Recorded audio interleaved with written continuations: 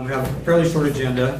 First item is a discussion item to report on the community use and district facilities revisions to administrative rules. So, Andy and Lauren.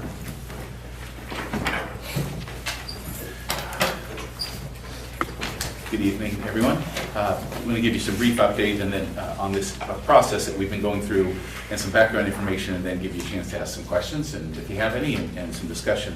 As I put in the memo to you, that your community use of district facilities, the policy itself, I think, is entirely appropriate. It's complete. It was last revised in 2011 and addresses, I think, all the needs. But the administrative rule for the policy, I think, needs a little bit of adjustment, and a couple of reasons for this. First of all, we've seen quite an increase in facility use across the district, especially in the city of Silverton, but across the district, honestly, especially over the past 3 years. We give you a chart that shows literally since 2013-14 through 15-16, we've seen a 100% increase of facility use at our 4 schools in the city of Silverton, based upon how we track them and the number of requests, community groups, meetings, 4-H clubs, just all sorts of folks who are using our facilities now. And I truly believe that with the activation of the middle school and now the installation of the turf at McGinnis Field, I think our facilities are going to continue to increase. So with that said, it seemed like an appropriate time to visit your AR. We have a committee, a group of about 8 or 10 of us from across the district who have met on a couple of occasions now to come up with some revisions. I asked Lauren to join me here tonight so he can chime in as well and talk about some of the revisions, because he brings his experiences from Woodburn School District. We also sought some information from a couple of other school districts as we revised ours. Just a real quick question Sure. before you get into that. Looks like our usage has doubled in the last couple of years. It has. Do you know what's driven that? I think it's many of those are at Silverton High School, so it's clearly the largest share. And I think people are generally feeling like it's a quality asset and it's one that they want to use, and community groups ask for it. Lisa Roth is our clerk who oversees all of our schools in town. She doesn't do the feeder schools at this point anyway, and she will say that, or excuse me, she tries to distribute the groups as much as possible in town. So if someone wants a classroom and they request the high school, she may be able to grant that, but oftentimes she'll say, well, how about we put you at the middle school or at Robert Frost or Mark Twain with a classroom, because if you just need a classroom for a 4-H club meeting, it seems like an appropriate place. So she does a nice job of trying to distribute that, but many of the requests are simply because of the increase of everything from youth sports to different activities, and it's just all over the place. So the overall demand has gone up, but it's not coming to the high school. Correct, yeah.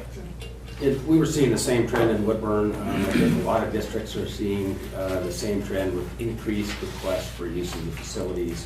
And honestly, we don't have enough facilities to keep up with the requests. So a few of the changes in there are just really some adjustments, just to create, I think, a little bit more organization to the administrative rule. We did modify a few things in blue, consolidated that language at the above, actually. There's really nothing on the first page. You see a few of the strike-throughs, 4 strike-throughs down below. Those have actually been distributed to other locations in the administrative rule. But I think what's most notable is going to the third page. I think we've done a reasonable job. I know we can improve, and that is being certain that for every facility use, I think for the just to help maintain the care of our facility, is to have a designated staff member there, whether it be a person that is maybe a member of the group or a custodial maintenance staff member at each one of our events. And we haven't always been as effective at that in the past, so we're tightening up that language. We have somebody in our building, we need to have a school representative there to do so. Adequate supervision. We also put some additional language in there about the reality of our facilities is sometimes things happen. So if you've rented a field use, but we've had a horrendous storm and using the field at that time would cause some undue damage, we say in folks, we need to be able to put something in there that would allow us to back out of that rental agreement if necessary, if it's not in the best interest of the school or the school district. We've also tightened up some language specific around insurance requirements. And then on the last page, we did update slight adjustments for the facility fee schedule. Most of those really are around McGinnis Field with the turf now and the additional fee for use of the lights on McGinnis Field and those fields at Silverton High School as well. The costs are entirely reasonable. We have 4 tiers, and we very rarely get a Category 4, which is like a for-profit organization, but I believe we've had them on occasion. Most of them are Tier 1 and 2. Laura, do you want to comment on anything on just the condition of the school facilities and Well, I think, what's important, we want our facilities to be available for the public. They are their facilities, but at the same time, try to make sure that, we have our costs covered and that we are protecting our facilities and making sure that, they are ready for use at all times. And I think that just requires going through this periodically, making some updates to the AR to make sure you don't have those kind of problems. There are 2 additional changes that I'm going to let you know. They're not specific to the AR, they're more administrative. One of them is we will be moving to a one-site or centralized facility use request system beginning before the end of this school year. We currently have it, again, I mentioned with Lisa, taking care of all of the schools in the city of Silverton. We're going to expand that position, so she will be the central point for reservation of all facilities in the district. Currently, the secretaries handle some of that, and what we have discovered is that partially because of the increased use, but really, I think because we have so many people with their kind of hands in the rental process, that we lose uniformity. We sometimes don't have documented certificates of insurance. We sometimes have different fees charged, or sometimes a person comes and uses it and nobody's even aware of it. So we think it's important that we have a sort of one-stop shopping for all of our facility use in the district. It's a pretty common model in a lot of other school districts where one person is the one renting the gym at Prattham or the library at Scotts Mills or classroom at Victor Point, and that person will then be centralized. I actually thought that was already happening. No, it's just for the town schools in City of Silverton. And part of that was because the position was partially funded by the grant from the City of Silverton. We get a $20,000 grant from the City of Silverton to help maintain our green space and to help manage our facilities in the city. So we're expanding on that with the revenue that we've been able to generate from facility use across the district. So it'll essentially be a self-sustaining position. It won't be a general fund item. I don't believe it will be anyway at this point. So that's one. The second one is that if you've used our facility request website, it's fairly antiquated, it's a little clunky, and it's really not very user-friendly. So we are acquiring a program, love the name, it's called School Dude. And School Dude not only allows for some real uniform use of facilities, but allows me or you as a user to get online and to do a lot of the clerical things that Lisa or a school secretary would otherwise have to do. So you can check schedules and you can't even submit your request until you see that classroom or that library or that gym is available, or that field is available on this particular date. Can't even request it until that occurs. So it expects the user to do some of that effort. And then there's some communication that occurs between the clerical person and the user.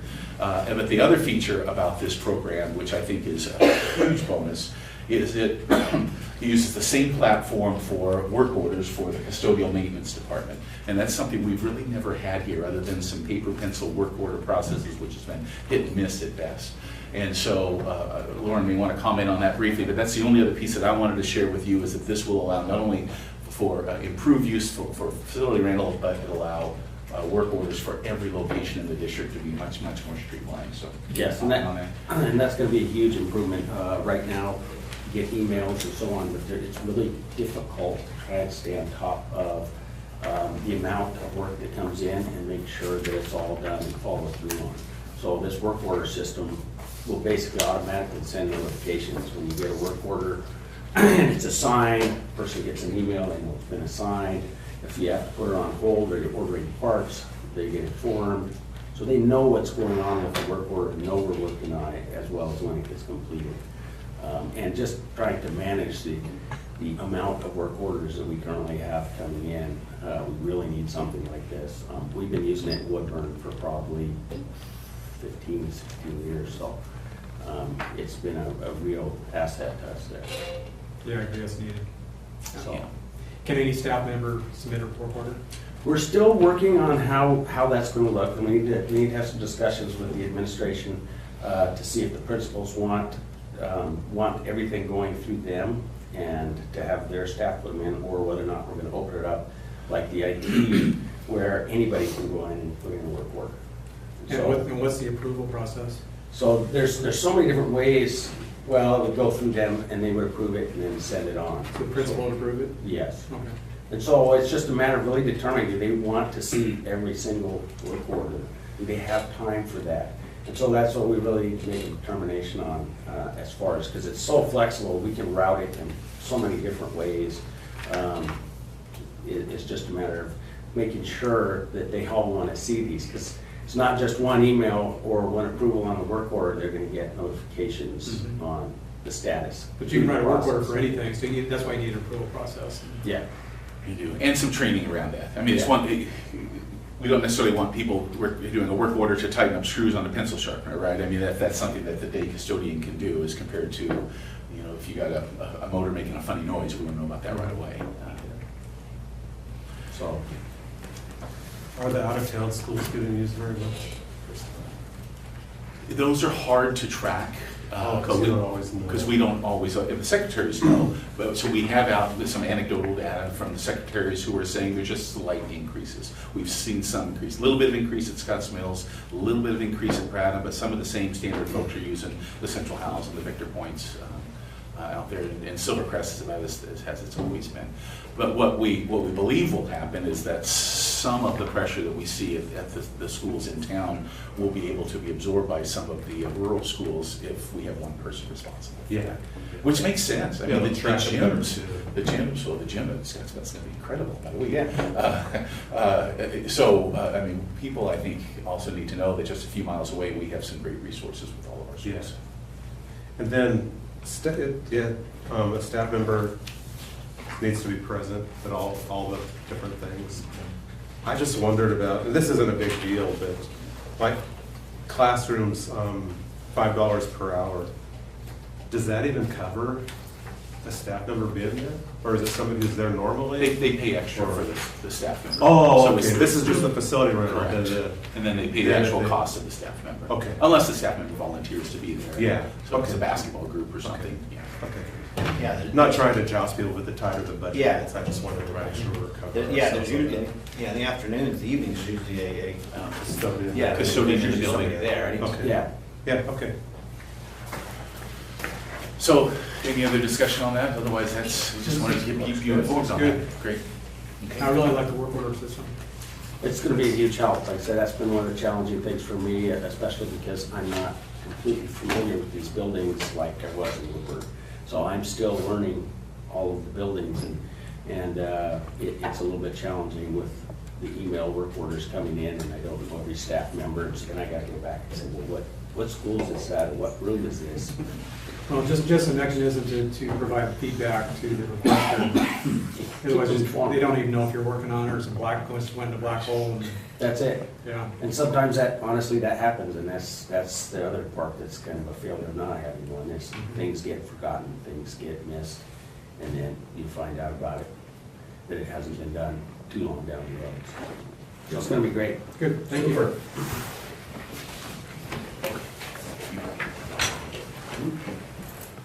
All right, next item is an action item regarding approval of the construction manager general contractor for the seismic rehab grant at Victor Point. Andy, did you want to make some comments on that? before we- Yeah, we had 5 contractors show up for the mandatory pre-proposal meeting, and we had 2 submissions. I think there are 2 solid submissions who convened a team last week. And you have a recommendation in front of you with GBC Construction of Corvallis. We have some great history with GBC Construction. The ones that completed the Scotts Mills project last year, or are completing it now, actually, they're finishing the gym this week and next week. And they've also been secured for the Butte Creek project, so they bring in high regards from us and from a number of other references. So that's who we have in front of you. And do we know yet what the duration of the project is? The timeline, there is a timeline in their proposal, does indicate an early summer start and substantial completion by late August. Okay, so you can pretty much use all the time. And similar to Scotts Mills, I mentioned there may be some smaller either punch list items or if they come under budget like they did with Scotts Mills, we were able to do some additional seismic or seismic related upgrades in the building that hadn't been planned. All right. Any other questions on this? Okay, do we have Move a for approval? move for approval, just a second? Seconded. Move second, any further discussion? All's in favor, signify by saying aye. Aye. Opposed? Motion carries. All right, and I'm not aware of any further business, so at this time, we're going to adjourn regular session and then move into executive session for ORS 192.6602E to conduct deliberations with persons designated by the governing body to negotiate real estate transactions. Thanks for coming. Merry Christmas, everybody. Yeah, absolutely. Thanks, Hope you all have a great Christmas with your families. And you're gonna reconvene it after this? Only if we have an action. Okay, we're going to go ahead and adjourn executive session, move that back into regular session. I'm not aware of any further business, so meeting is adjourned. Thanks for coming. So we did it in 20 minutes. Yeah. Playing it all. Pretty good.